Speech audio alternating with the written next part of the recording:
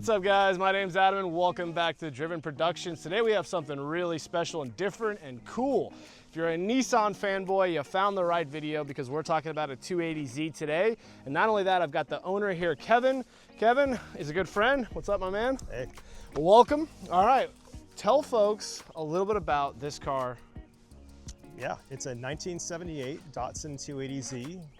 It's the S30 body style, which was the last, this is the last year that they made the body style. Yep. They made it from the early 70s, and 78 was the last year. It's the same as the 240 and the 260, ending with the 280, which is this one. Okay, so again, the year on this was? 78. 78, wow.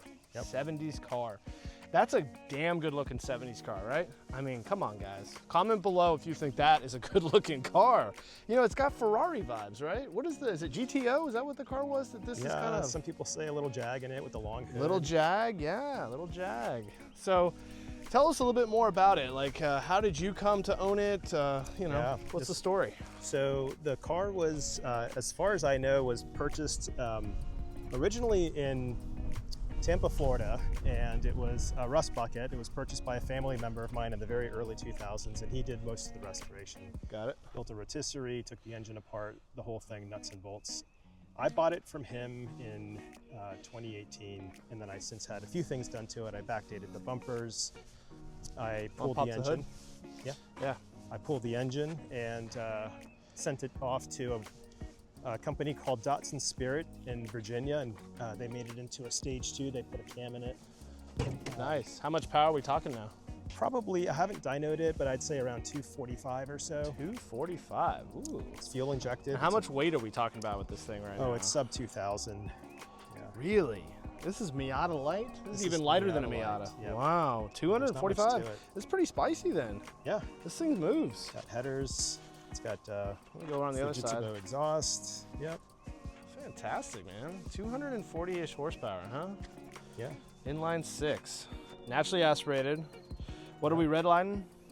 Oh, roughly? Gosh. I have 6,500? 6,500. 65, yeah. 7, I believe, yeah. Well, that's really nice, man. It's really clean. Well done. Oh, thank you, yeah. And the interior completely restored as well? Yeah. It's got an original uncracked dash, which is a bit of a unicorn to find in these series of cars. That's not a dash cover, that's an original dash. Yeah, dude, it looks really clean in here. Yeah, the whole thing was gutted and redone. Roof looks solid. Wow. Shift lever is so great. It reminds me of my old school RX-7 I learned on. It looks just like it. It took me a long time to find the right shift lever. This is a 5-speed, which is an option in 1978. They came 4 speeds. Okay. And so you had to get the option for the 5, and the 5 came with a red shift knob, and they're somewhat hard to come by, but I was able to find this one. Here's your gauges, guys. Very analog, not modern, and I love it. I love all of it. I'm so happy there's not a screen in it. It makes me, it brings joy to me. Let's pop the back here. You actually have a trunk too, which is not, pretty practical. Yeah. You can actually get some stuff back here. Get some stuff in here, yep. Very good, man. All right, so I want to go take this thing for a drive. So let's see how it drives, and then we'll talk a little bit at the end. I'll probably bring it into the HQ, guys. You know, guys, it's amazing. My experience with Nissan, my father actually had a 350Z. It was a silver one, stock car. He drove that thing for 9 years. That was his daily driver. I'm talking a 6-speed manual, nice 350Z. Those are still good looking cars in my opinion. Had the V6, right? Very, very popular power plant. So I've never driven a 240 or even a 280 before. It's really interesting. I've seen a ton of them. I just never reviewed one. So the one thing I do want to mention, so as you guys know, I'm a big guy, about 225-pound guy, right? So I'm broad. Now, I can tell you, with him and the way he has his seat, I have to shift it back to get in. And when I'm in the car, pretty tight. Actually reminds me of flying a Cessna 172, which I'm currently doing. All right, guys, we're in the Nissan 280Z, 1979? 78. Okay, so first time I've ever driven this. You have a 5-speed, reverses down and to the right. So let's see what she drives like. Again, never driven this car before. So we're gonna make all the mistakes. Probably gonna stall it out at least once. Very easy to get out of first. Second's easy as well. First impression, easy to drive. Steering is so different. It's very thin. Wow. Is this the original wheel? It is, yeah. Dang, this is what it felt like in '79. You can wrap your fingers all the way around it. Okay, brakes are definitely there, but you got to push them. Clutch is actually very nice. Woo, she's tight, huh? The engine. It's tight, you know. As soon as you take your foot off the gas, it starts to decelerate. So one of the things they did to this car was put a super light flywheel on it. It's ultra light, and so it'll drop revs immediately. You can't keep it up it won't hang up there. You let off the gas and it drops pretty quickly. I really like it from first impression. You know, it's not super loud, but definitely you can feel it. Very mechanical.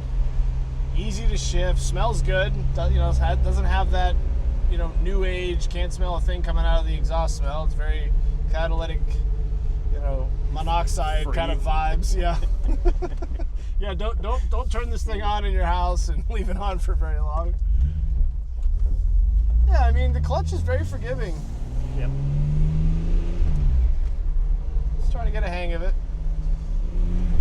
Now, was the point of this car to keep it stock plus? What was your kind of like thinking? You know, a bit of a sleeper. So the first restoration, when my cousin had this, he brought it back to as original as possible. He had the old 1978, they call the park bench style bumpers with the shocks and the corrugated rubber sides. right? I don't know, and various other things to sort of keep the car as original as possible.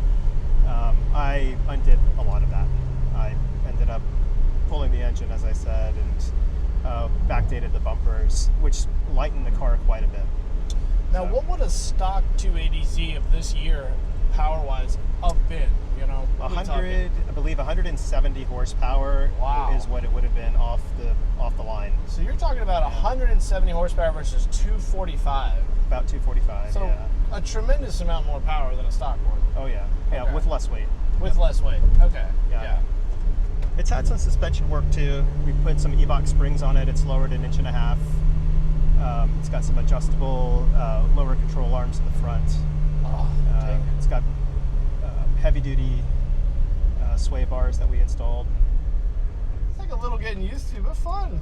Yeah. Definitely an old school car, but got character. Yeah, this was performance back then, you know? Yeah, this would have been fast back then. I gotta say, you really gotta get the revs up though to get the power out of it, right? Like, there's nobody home at like 2,500. I'd say around 4,000, it starts to really build momentum. So it's a car that likes to rev. It's fair to say. It is. Long gears will help you do that, though. Yeah. So I'm gonna leave it in this gear. I believe I'm in third, maybe even fourth. Third. Yeah, in third. Okay. Chassis feels pretty balanced, gotta say. It's soaking up these bumps on this road very well. It's loud in here. It's, you know, it's a vibe. It is loud, yeah. There's sound deadening in here. We put some Dynamat. But, Is there? Yeah, but it's still loud. It's got a very loud exhaust. Doesn't sound bad. No, it's good. Is there a decent sound system in this car? It's got a retro sound unit, maybe decent for 1978 standards. Yeah, right? Yeah. So it's a good car to drive with AirPods. Yeah, exactly. Yeah. So that's 4,000 right there, guys. And she's just humming along, purring, no problem. Feels like it wants to go. Steering wheel is really fun. Like it's the 9 and 3 on this. If it's smaller than I'm used to, you know, Yeah. there's no buttons to interact with. It's very old school. and it's different. It's actually very comfortable at 9.3, but it's not like they engineered it to be held at 9.3, right? It's just the design is what it is. You know, all these modern cars, they have like hand cutouts, right, for where your hand rests. Yeah. And then the paddles and everything's engineered around it, right? This is just old school, thin. I mean, you have a little bit of grip right here, so I guess they did include that on the backside, but just different. Very, very cool though. I'm enjoying the steering wheel feeling. The steering is light, but heavy at the same time. You know, it's not power steering, so you do know and feel the front end. You do know and feel the bumps, but it feels really good. You know, I think when we can get a little bit more speed, I'll tell you how, you know, with the front engine rear drive, you know, how the nature of the lightness gets when you're actually going for it. But yeah, right now it feels great. So that's shifting at 5, half throttle, just kind of letting it run out.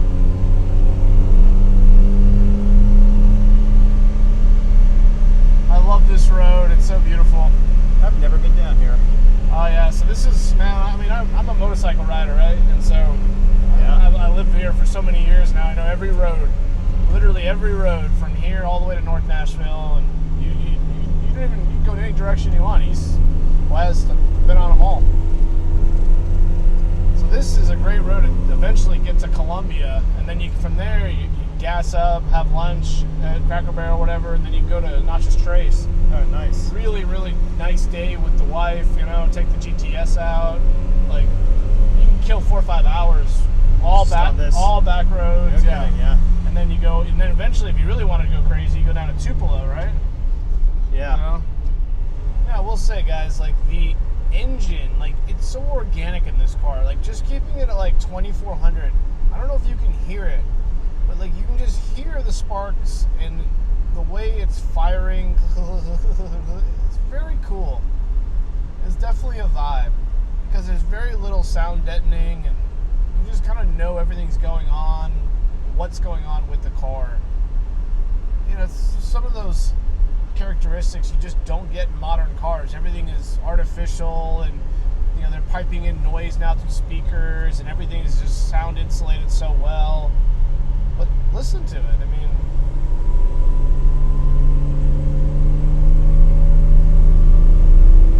to me it sounds like a sewing machine. You can hear the tap-ins. it really does. There's like an organicness to the soundtrack of it. Again, you're not going to hear it when you're listening to it on camera, unfortunately, especially with the dead cats installed like we have. I'll increase the audio level maybe a smidge on the driving portion, but you know, like, there's so much of the, you know, the character of the engine, the sound, the wind that you don't get on camera, the G-forces obviously. So, but I will just want to comment about it. Back road is the way we came.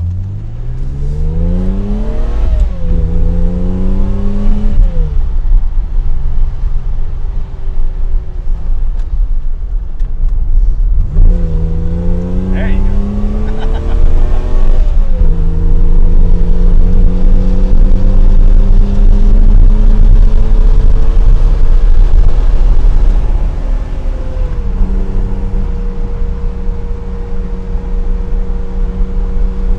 Very fun.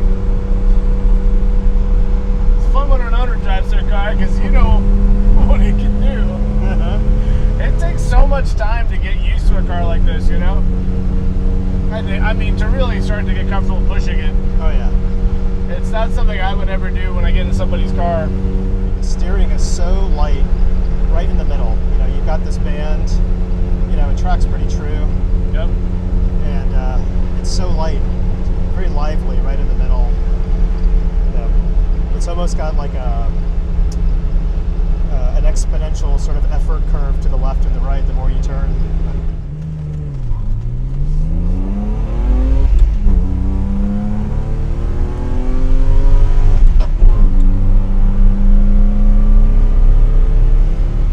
Power shift.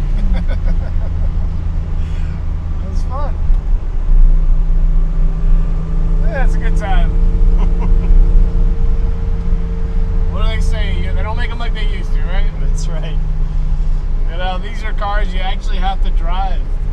You know, all these new cars, it's so easy to go fast. You know, they're just so well engineered. Kevin's gonna pull it into the HQ for us, guys, for our conclusion. He's got out the 458. We're gonna check that out afterwards. Kevin's never been in one. Thought I'd get some shots of it rolling in. It's kind of cool. It's got such a classic shape to it. Look at it, just beautiful. All right, you're good. Yep.